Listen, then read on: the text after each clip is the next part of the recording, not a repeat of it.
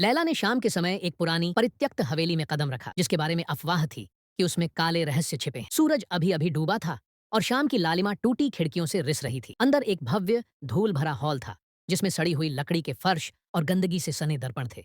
अचानक हल्का संगीत गूंज उठा, कोमल लेकिन बेचैन करने वाला। लैला मुड़ी, उसकी सांस अटक रही थी।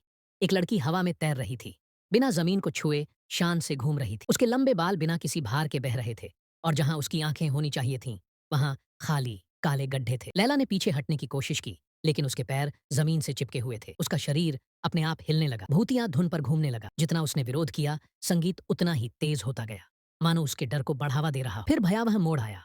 दर्पण में उसका प्रतिबिंब बदल गया था। वह अब लैला नहीं, वह भयानक नर्तकी बन गई थी। लेकिन यहाँ एक बात है, लैला अब डरी हुई नहीं थी, वह मुस्कुरा रही थी, मानो यही वह हमेशा से चाहती थी। जब शाम ढल गई तो लैला कभी नहीं गई।